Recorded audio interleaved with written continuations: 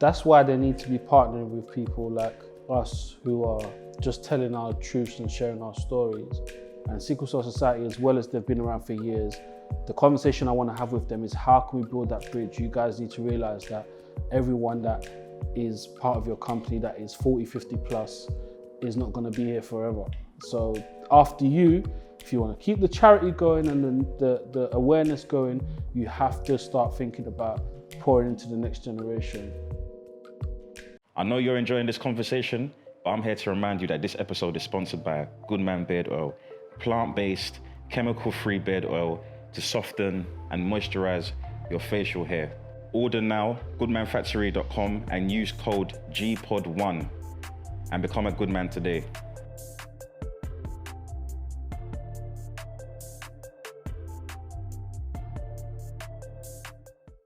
I think one of the biggest obstacles within the sickle cell community is the funds, the raising of funds going directly to the Sickle Cell Society. Me, that has sickle cell, as well as many other people that I've spoken to, I'm sure you know, you probably heard the same thing from people within the sickle cell community, talking about how that all their life they've never felt the support of the Sickle Cell Society. So as I've grown up, you know, I've been seeing the Sickle Cell Society's presence. Like whenever there's like, you know, articles in the newspaper, in the press about, you know, like racism within the NHS, or the government's realised that, you know, there's issues within the healthcare, NHS healthcare, all the problems that affect people with sickle cell.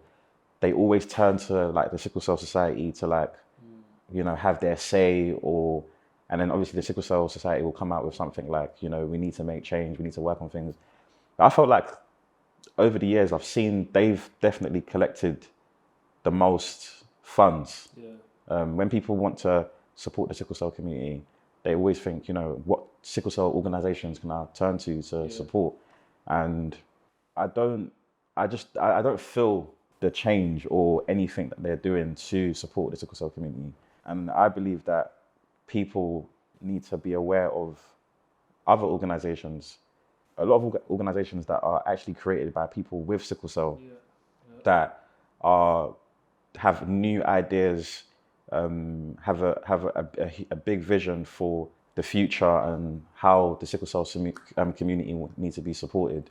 So you're one of those individuals. You know, I know you're working on a lot of stuff, and I think it's very important that people are made aware of like what you're working on and the things that you've got coming, as well as other people within the community that are also have organizations that support the sickle cell community. Yeah, I would say firstly on the Sickle Cell Society thing, one thing I've realized is that there's a huge age gap. So you have people, because they invited me to their 40th year anniversary. They had a gala, you know. Who invited you to the 40th? Sickle Cell Society. They've been around for 40 years? Yeah, it was 40 years. I'm sure it was the 40 years, yeah. If I'm not wrong, it's 40 years. And they had a few celebrities there, and there was a proper gala thing. But from things like that and before that, what I realized, you know, is the huge age gap. So you will see a lot of people who are associated with them, work for their company, and you know, and promote the charity, or you know, speak on behalf of the charity, are 40 plus, right? 40 plus, 45 plus, where for people like us, we are, you know, between 18 to 35 or something like that, where you can see that there's a little bit of a division. There's a disconnect. Yeah, there's a disconnect. So if I'm honest, I've tried to reach out to them. I have reached out. We just haven't had a meeting, myself and the CEO, just to talk about how can we connect, because I feel like there's them and then there's all of us. Do you know what I'm saying? And they're the ones that people reach out to when it comes to, oh, what does the CEO of Sickle Cell Society think about this new article that's come out? And then they're reaching out to us as well.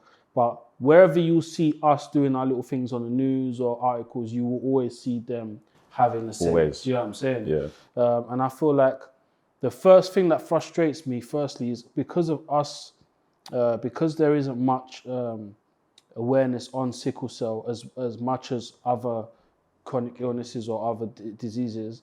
We're finding that a lot of people that are starting up these sickle cell charities, like myself, is coming from us, people that actually suffer with sickle cell. And I think there's a huge issue around that.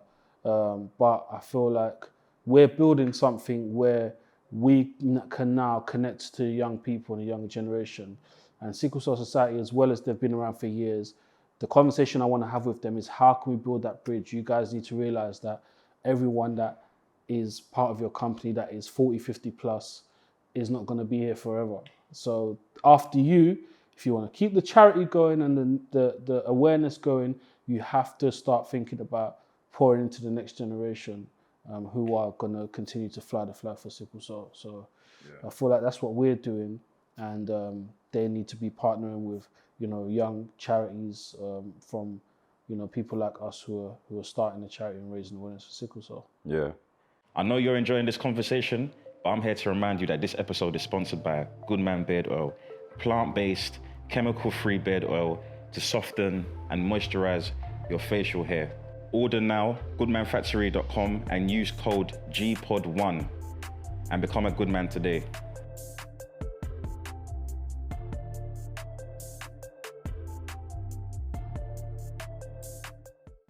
So September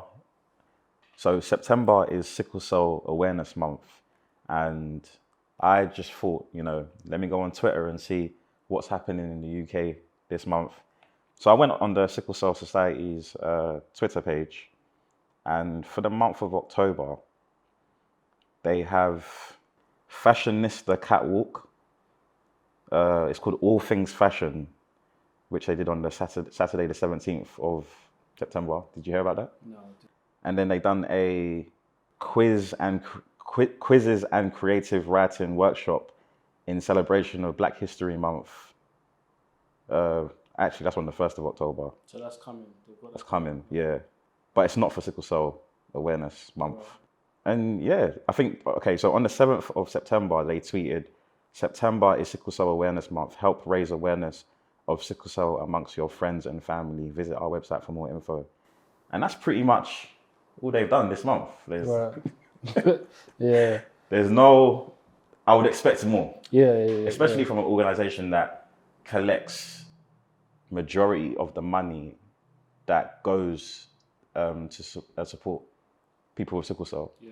So if that's the most we get from the top organization in the UK, then that's why they need to be partnering with people like us who are just telling our truths and sharing our stories. Yeah. Because, you know, we're like, we always have ideas, events. I literally had an event this week talking about, you know, it was an event that a friend of mine, Denise, put on. Okay, where was the event? Soho House. She partnered with Soho House, and that's big. You know, to put on a sickle cell event at Soho House to just raise awareness for sickle cell. And, you know, the staff members, other members of Soho House and the guests there are able to hear about sickle cell. That's a great thing. And it's literally word of mouth, free event. Guys, come down, there's food, there's drinks, there's music, and a few performances and panel, and we can learn about sickle cell. Little things like that is things we could do, you know, and we're great at, you know, having ideas of doing that. So for them to partner with people like us is very important, so that we can, you know, push the boundaries and come up with more ideas to spread awareness, man. That's very good for from Soho House to use their space to, you know, support the sickle cell community. And yeah, that's very good. And you performed on the day as well. Yeah, I performed on the day, and someone shared a poem, and Nikki Fagbemi, she shared her short story called "Why Me" on sickle cell. Have you seen it? No. Powerful, bro. Powerful. Check it out. Okay, yeah. And it's great acting in the short story. It's not cheesy. It's like perfectly written, perfectly acted out, perfectly produced. So shouts to Nikki for that. It was a great event, man. Yeah. No, that's good. So obviously you're working on your stuff, and you know many other people within the sickle cell community that have sickle cell, that have organizations. Yeah. What would you say is like one of your biggest obstacles that prevents you from executing on, you know, your vision for the sickle cell community? I know you're enjoying this conversation, but I'm here to remind you that this episode is sponsored by Goodman Beard Oil, plant-based, chemical-free beard oil to soften and moisturize your facial hair. Order now, goodmanfactory.com, and use code GPOD1 and become a Goodman today.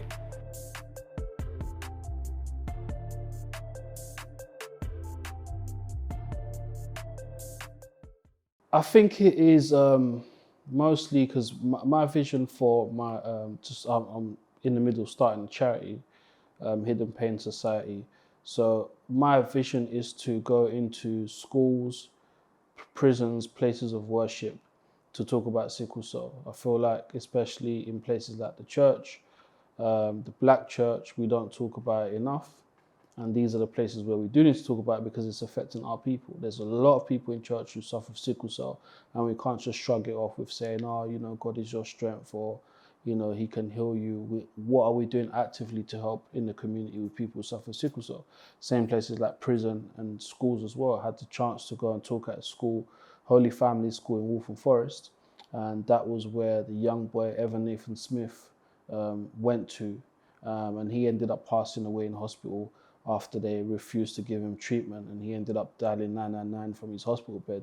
So I went to his school, met his head teacher, teachers that taught him, students that knew him, and was able to share a workshop on sickle cell. Love that. At the end of the workshop, you know, I found that there was a few students in that workshop that had sickle cell, and one young girl came up to me and said, thank you, like, you know, I didn't know how to share my story with people in school, and you've helped me do that. And teachers were telling me there's some young sickle cell students in that school that are, you know, either falling asleep in school, you know, are behind on their work, or are just acting out, but they didn't understand why and how sickle cell affects us mentally because it affects our body. Do you know what I'm saying? So that's one of the visions I want to do. But one of the obstacles, as you asked me, is I think everyone just trying to do the same thing. And it's important for us to branch out. When you say everyone, who's everyone who has sickle cell charities, like people like our peers, basically, and just trying to, yes, like I need to get on this platform or this news article and blah blah blah. Let's branch out, look for other ones. It doesn't always have to be your BBCs, your Channel 4s and whatever. Let's branch out and look for other people. You know, it doesn't have to be big platforms. Any platform where you can actually talk about sickle cell is great. So I really don't want us to be crabs in a barrel. Is that how they say it? Crabs in a bucket. Crabs in a bucket. Yeah. I don't want us to be crabs in a bucket where everyone's trying their best to just who can run, because we're all on the same team. That's a very important thing to understand. We're all on the same team. We all have sickle cell. That's the main point. No one's trying to get famous off it. No one's trying to get well known off it. We're just trying to raise awareness for sickle cell. And I don't want that to be a barrier for us to turn against each other and all of that kind of stuff. No, like, you all are my brothers and sisters. Same with you. We're all brothers and sisters in this together, trying to push the message together. And we have to stick together and do this, man. Do you know what I'm saying? No, definitely. I definitely agree with you, because as much as mainstream media can spread awareness on, you know, like sickle cell and how people with sickle cell are affected, I truly believe in the power of social media. Yeah. During the lockdown, we had clubhouse conversations that was great. Had rooms filled with loads of people. That shows the impact of the people. You've got the TikTok algorithms that pushes knowledge and information. You've got Instagram that's there as well, where you can get decent reach. So as much as like there's this fight, you know, you mentioned the crabs in the bucket mentality to get onto mainstream platforms, and like every time a mainstream platform talks about sickle cell, I get loads of people sending me stuff, which it's nice. It's good to see. Yeah. And then when I see the articles, I'm like, finally. Yeah. But then I think for 2 weeks there's noise, and then things go quiet It dies down again until the next serious thing happens, and then it's like, oh my God, this is a big problem for within the community, Yeah. and we need to raise awareness. And then when Sickle Cell Awareness Month comes, I just don't feel like anything is happening. Right. And it kind of reminds me of like Black History Month, October, where it's like there are things going on, but there isn't enough awareness. And I think that's the mentality of, I need to see mainstream media talking about sickle cell for it to be a big thing. But no, like, we can use our own platforms. Exactly. Same way, you know, I've got you here on the Goodman Factory platform, and I can use my platform to spread awareness on the things that you're working on. So we can cross collaborate, we can come together and support each other and get, you know, good reach to encourage conversations and to raise awareness on sickle cell. So I think there's definitely power in unity and collaboration. And I love the fact that you mentioned that you went to a school to do a talk and a young girl came up to you to say thank you very much. Like, you've you know, inspired her to like talk out about like her experiences with sickle cell. I think that's very important, and it goes back to the Sickle Cell Society using their platform to shed light on individuals like yourself, myself, and other people with sickle cell, because you don't actually know what people with sickle cell go through until you speak to people with sickle cell. So I think there's power in connecting with the younger generation that have sickle cell. I've had loads of conversations with people, young boys with sickle cell. I'm talking in their early 20s or in their teens. And based on the experiences that I've had, a conversation makes a big difference in their life. So I think there needs to be that connect between the older generation and younger generation. Growing up with sickle cell, I didn't have anyone who was a decade older than me or 15 years older than me that could give me advice or was like an inspiration to be like, oh, that person's got sickle cell. If they have sickle cell and they're living their life normal, you know, getting on with life, achieving their goals and what they want to do in life, then, you know, I can do it too. I can do it too. So I feel like it's very important for us to make that change. And that's what we've done. Like, we are here championing the sickle cell community, raising awareness on the sickle cell community, whilst doing our own thing, like creating our greatness. You know, you're an artist, you know, you've had like loads of streams on Spotify. You've been in the press several times, like, which I love to see. So you do your part. Me, I'm now doing my part using the Goodman Factory platform to raise awareness on individuals like yourself, as well as like other people within the sickle cell community. So, And it's a great platform, man. I think you don't, not just for sickle cell, but for men. Like, I was talking to you about it before, but the post you did on how to recognize when one of the mandem's struggling with depression. And that blew up on social media.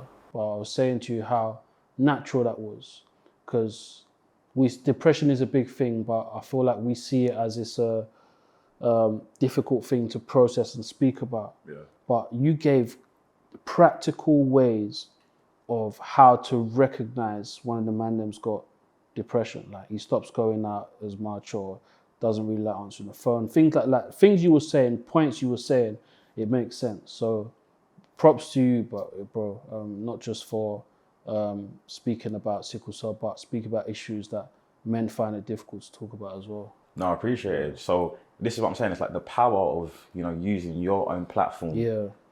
I'm not waiting for mainstream media to give me the acceptance of, here's your one shot to, you know, do your thing. Here's your it's nice. 2 minutes. Here's your 2 minutes. It's nice, but that's not the goal. I aspire to use my platform and not need to use mainstream media to achieve my goals and my vision.